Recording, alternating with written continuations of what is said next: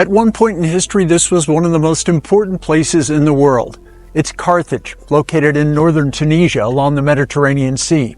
During the next few minutes, we'll explore the archaeological ruins here. The majority of the ruins that you can see are Roman, and I'll explain that along the way. This is a recreation of the Roman theater, and I'll get to this place shortly.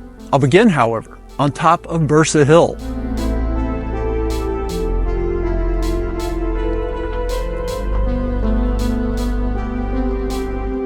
This is the Carthage of Hannibal.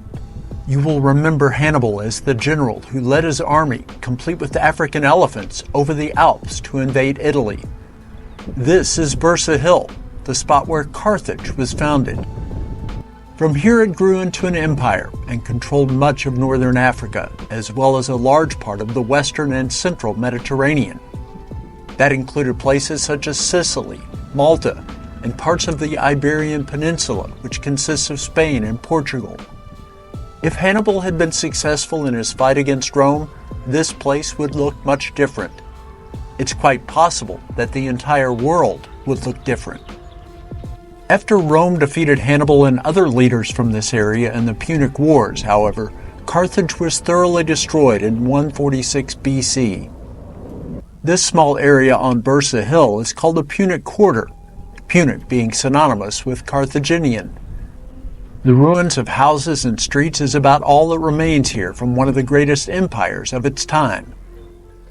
Carthage became dominant in the 4th century BC and held onto its position as a major player in the region for about 3 centuries. The first of 3 Punic Wars began in 264 BC, and they lasted for over a century. It was in the Second Punic War that Hannibal came close to toppling Rome, fell short, and Carthage was never again as strong. About a century after Carthage was sacked, Julius Caesar created a new Roman Carthage, and the city eventually reached a population of 500,000 people. That's why most of the ruins here are Roman and not Punic. When I visited, the museum on Byrsa Hill was closed for renovation. This place will look a lot different when it opens again in 2026. Outside there are plenty of columns and some statues from Roman days. The idea for the Romans was to make this their main center for all of the empire in Africa. Ultimately, though, that too came to an end, as Roman Carthage was destroyed by the Vandals in the 5th and 6th centuries. There is one other spot on the hill of historic significance. This is the St. Louis Cathedral, which was built by the French late in the 19th century. It was constructed to honor King Louis IX, who died here in the 13th century during the Crusades. This is thought to stand on the site of one of the main temples that existed when Carthage was at its peak of power. This is just a small hill, but it's incredible how much has happened here through the centuries. Byrsa Hill and all of the ruins of Carthage attained UNESCO World Heritage Site status in 1979. While much of the original Carthaginian presence has been erased over time, there is one more place where evidence of the empire exists today. The Punic Ports were extremely important to Carthage. One of the empire's biggest strengths was its dominance of the seas. There were hundreds of warships, and their home base was in this location. The circular shape of part of the port complex can still be seen here today. That configuration allowed those on the inside to be able to view passing or approaching ships, while ships on the interior could not be seen from the outside. In addition, the port was set up so that merchant ships filled the area nearest the sea. A canal linked that portion of the port to an inner harbor that contained space for many warships. One report that I saw claimed that the naval port had room for 220 ships. This spot now serves as shelter for local fishing boats and one of the archaeological sites of Carthage. Ruins on the island in the middle of the circular port are from the Roman era. While you can get a bit of an idea of what this area was like more than 2,000 years ago, much has changed. Sea level has risen and portions of the port have been filled in and reconfigured. It is still remarkable to think that this was the center of maritime might for an entire empire. That's about it for evidence of the Punic era of Carthage. It's such a shame that no more than that remains. There continues to be so much more to see, however, of the remnants from Roman Carthage.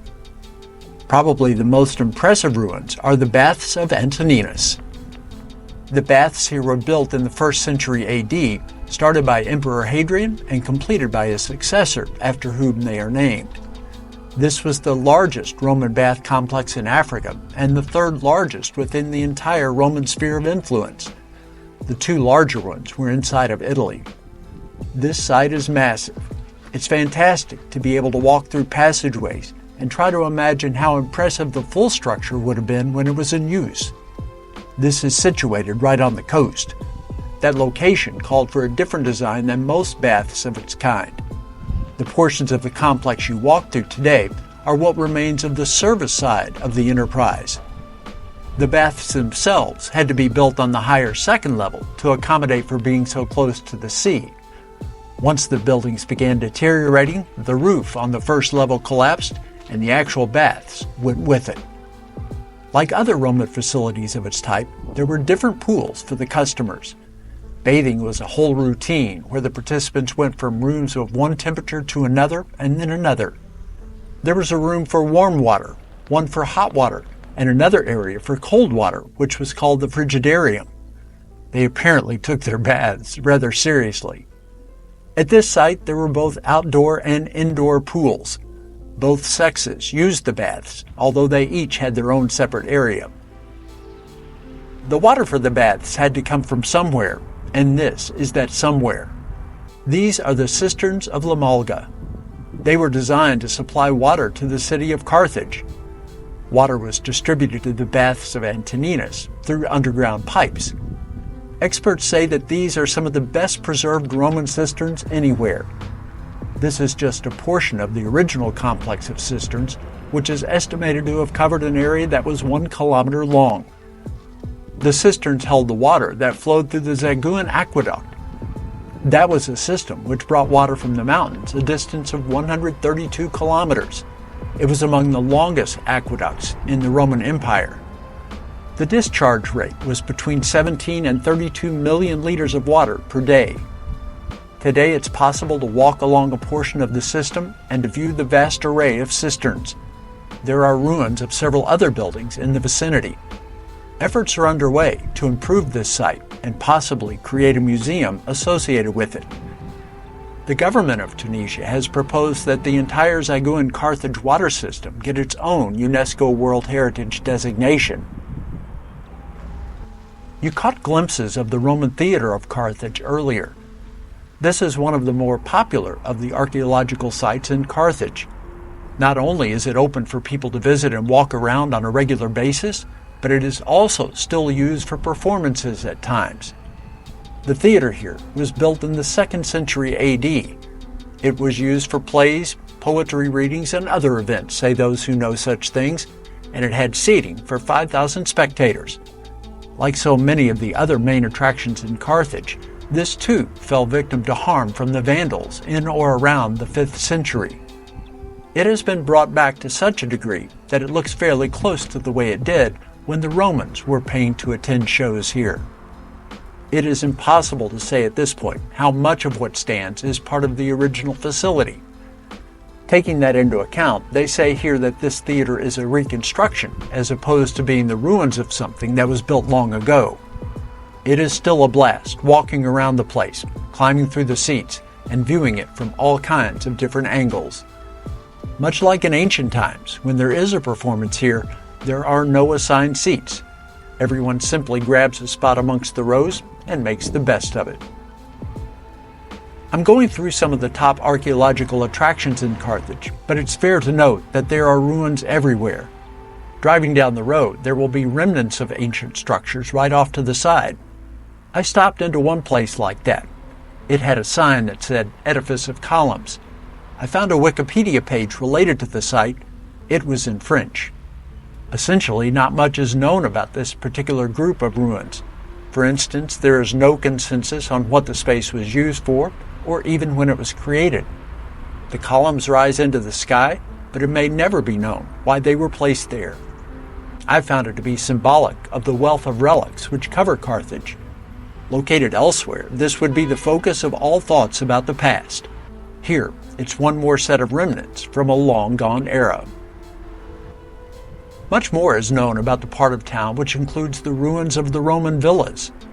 Apparently, this is where some of the wealthier Roman citizens lived in Carthage. There is a lot to see.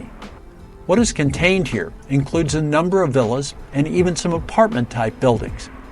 There are even some of the streets which serve the complex, complete with the original stones from almost 2,000 years ago.